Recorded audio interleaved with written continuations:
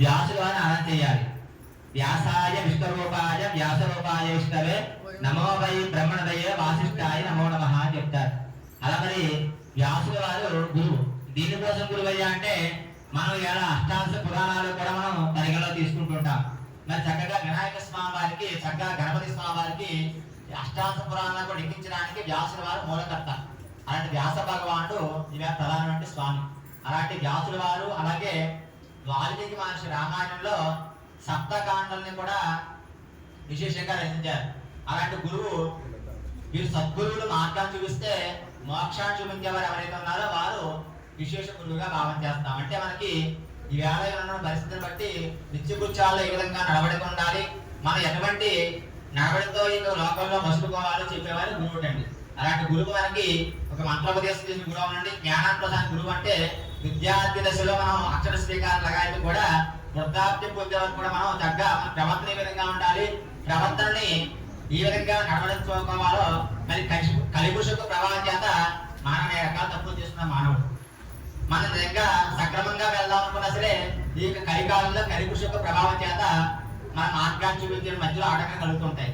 కానీ ఆటంకాన్ని కూడా సవాల్ చేసేవాడు ఎవరైతే ఉన్నారో వారే సద్గురు, వారే గురువు, ప్రధాన గురువు.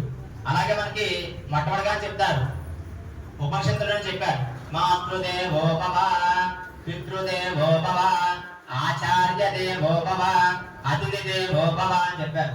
ఆగమశాస్త్రంలో మనం చెప్పిన మాట కాదు, పూర్వమే చెప్పారు. ఇవన్నీ కూడా మనం చక్కగా ఇక విద్యాదశలో మన విద్యను చదువుకునే సందర్భంలో ఎల్కేజీ చదువుకున్నాం అనుకోండి, అదే సబ్జెక్టు బీకామ్ లో బిఎస్సీలో ఉండదు, అదర్ ఎడ్యుకేషన్ లో. మన చక్కగా మన వేదంలో ఏ విధంగా చెప్పారంటే కేశవాయ స్వాహ నారాయణాయ స్వాహ అనేటువంటి చిన్న పిల్లవాడు ఉపనయన సంస్కారం అయిన తర్వాత విద్యాభ్యాసం చేసేవాడు వేదంలో ఎటువంటి కేశరామా చదువుకున్నాడో చివర 100 సంవత్సరాల పండితులు కూడా కేశరామా అని చెప్పాలి. అంతేగాని వారి పెద్దవారు నుండి వేరే నామం చెప్తా అంటే కుదరదు. అలాగే మనకి విద్యాదశలో విద్య మారిపోతుంటుంది, కానీ వేద మంత్రం మారదు ఎప్పుడు కూడా. ఎంత పండితులు చెప్పినా సరే, కింద నుండి విద్యార్థి దశలో విద్యార్థి చెప్పినా సరే అలాంటి నామంతో మరి విద్యార్థి అందుకే ఒక పాఠశాలలో కానీ గురువు దగ్గర కానీ విద్యాభ్యాసం చేశారనుకోండి, ఒక 12 సంవత్సరాలు కష్టపడితే కానీ విద్య నేర్చుకోవడం చాలా కష్టం. ఆ విద్య అంతా కూడా ఇవాళ ఏదైతే శ్రీకారం చుట్టారో వాళ్ళు జీవించినంత కాలం కూడా అదే శ్రీకారంతో చేయాలి. అంతే తప్పించి మన ఏమంటే కానీ 10 సంవత్సరాల వయసు వచ్చింది వేరే మాత్రం చెప్తా అంటే కుదరదు. అలాగా విద్యను బోధించేవారు గురువు అని మాటండి. అలాంటి గురువు అనేటువంటి ఆ శబ్దానికి చక్కగా వ్యాసుల వారు గురువుగా భావం చేస్తాం. అందుకే చెప్పారు, 3 స్వరూపాలుగా చెప్పారు. వ్యాసాయ విష్ణురూపాయ వ్యాసరూపాయ విష్ణవే నమో వై బ్రహ్మణదయే వాసిష్ఠాయ నమో నమః అని చెప్పారు. అలాంటి స్వామి మరి అలాంటి వ్యాసుల వారు గురువుగా భావం చేస్తాం. అలాగే మనకి విద్యుత్తుడు గురువుగా నమస్కారం చేస్తాం. మనం చక్కగా తిరుమలలో స్వామికి నిత్యం కూడా కైంకర్యం జరుగుతుంది. ఎప్పుడు కైంకర్యం అంటే పూజ, మనకి భాషలో పూజ అంటాం. మరి మనం కొన్ని సంవత్సరాలకు మనకి అర్థం తెలియకపోయినా సరే మనం అన్ని వాటి సమాధానం చెప్పడం, కానీ కొన్ని వాటిని మన సమయాన్ని బట్టి కొన్ని వాటి మనం చెప్పుకోగలం. అర్చన, కైంకర్యము, అలాగా స్వామి నిత్యం కూడా కైంకర్యం చేసుకుంటారు తిరుమలలో స్వామికి. ఎప్పుడు కైంకర్యం అయ్యా అంటే ఉదయం దేశం లాగా కూడా స్వామి వారికి 1 గంట విరామం స్వామి తిరుమలలో శ్రీనివాసుడికి.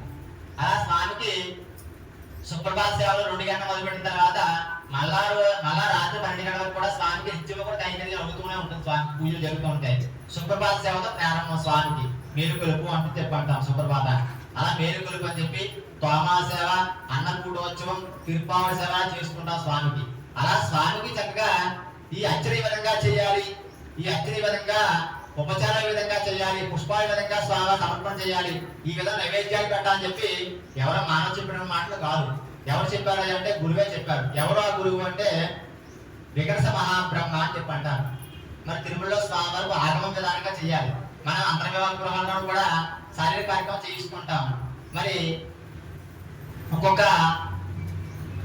విధానం ఒక విధానంగా చేయించాలి. బ్రాహ్మణులకు తగ్గ హోమ కార్యక్రమం ప్రకారంగా వివాహం చేయించాలి. అలాగే క్షత్రియ ధర్మాన్ని క్షత్రియులకి అనుకూలంగా చేయించాలి, రాజహోమం చేయించాలి. అలాగా ఒక్కొక్క విధి విధానం బట్టి వారి సాంప్రదాయం మనం చేయించాలి. అలా ఇక్కడ కూడా ఒక సాంప్రదాయం తిరుమలలో ఏమిటయ్యా అంటే వైకాంస భగవత్ శాస్త్రం అని చెప్పి శాస్త్రం ప్రకారంగా చేయించాలి. అలాగా ఒక వికర్ష మహాబ్రహ్మ అని చెప్పి విష్ణుమూర్తి వారి హృదయ కమలించుకుంటే స్వామి, ఆయనే వికర్ష బ్రహ్మ అని చెప్పి అంటారు. వికర్ష బ్రహ్మ ఏ విధంగా ఉండాలంటే సాక్షాత్ నారాయణ రూపాన్ని పొందుంటాట స్వామి. అలాంటి శంఖము చక్రము బంగారం అభయాస్తాన్ని కౌమోద గదని కూడా పడుతుంటాడు స్వామి. ఆయన వికస మహాముని అని చెప్పి అన్నారు. వారు నలుగురు ఋషుల్ని చక్కగా ఆ బ్రహ్మగారు నలుగురు పెద్ద శిష్యులు తయారు చేసుకున్నారు. ఎవరయ్యా శిష్యులు అంటే భృగు, అత్రి, కశ్యప, మరీచనుడు ఋషులు తయారు చేసుకున్నారు. ఒక్కొక్క శిష్యుడికి కూడా నలుగురు శిష్యుల్లోనూ కూడా ఒక్కొక్క శిష్యుడికి కూడా ఒక లక్ష గ్రంథాన్ని బోధించారు స్వామి. వికస బ్రహ్మ గారు జీవితకాలం కూడా ఒక లక్ష గ్రంథ ప్రమాణాన్ని బహుకరించారు. వారికి చెప్పారు మాట. అలాగా నాలుగు ఋషులు కూడా 4 లక్షల గ్రంథ ప్రమాణాలుగా ఇక ఆగమం ఆరోపించింది. ఆగమ ప్రకారంగా స్వామివారికి కైకర్యం జరుగుతోంది స్వామి. అలాంటి బ్రహ్మగారు వికస బ్రహ్మ అంటే ఎందుకు చెప్తున్నావా అంటే ఇక్కడ ఇక మనకి దేవాలయం కూడా చేసేటువంటి అర్చక స్వామివారి లగాయత్ కూడా తిరుమలలో ఏ విధంగా అర్చన చేస్తున్నారో ఆ విధంగా మనకి ఇక్కడ సాయిబాబా వారి యొక్క దేవాలయం చేసే అర్చక స్వామి కూడా ఆ విధంగా వైకాంత భగవత్ శాస్త్రాన్ని చదువుకున్నారు. అలాంటి అర్చన కార్యక్రమం స్వామివారు చేయడం జరుగుతుంది. అలాంటి స్వామివారి చక్కగా వేళ ఏమంటే మనం దేవాలయానికి వచ్చాం, మన చక్కగా దేహం ఇక్కడ కూడా సమర్పణ చేస్తాం, ఇక్కడికి వచ్చాము స్వామివారి నమస్కారం చేసాం, చక్కగా గుళ్ళకి వెళ్ళి ప్రసాదం తీసుకున్నాం, వెళ్ళిపోయాం. అంతే తప్పించి ఏదైతే మనకి జ్ఞానేంద్రియాలు కర్మేంద్రియాలు ఉన్నాయో ఈ 10 ఇంద్రియాలు కూడా స్వామివారి భగవత్ సేవకు ఉపయోగపడుతుంటాయి. మన అన్ని కూడా యుక్త వయసు అంతా కూడా పోగొట్టేసుకుంటుంటాం. వృద్ధాప్యం వచ్చిన తర్వాత ఏదో చేద్దానంటే అబ్బాయిలు వచ్చాక చేద్దానని చెప్పంటే కాకపోతే అవకాశం ఇవ్వడం. దానికోసం విద్యార్థి దశలుగా అయితే కూడా వృద్ధాప్యం చేయాలి. బాల్య యవ్వన కౌమార వార్కేషు బాల్య దశలో చక్కగా నేర్పాలి. ఇప్పుడు చక్కగా చిరంజీవులు ఒక 10 మంది 15 మంది వచ్చారు, పెద్దవారు చాలా మంది ఉన్నారు. కానీ దేవాలయం వచ్చినప్పుడు బాలబాలిని కూడా తీసుకొస్తున్నారు.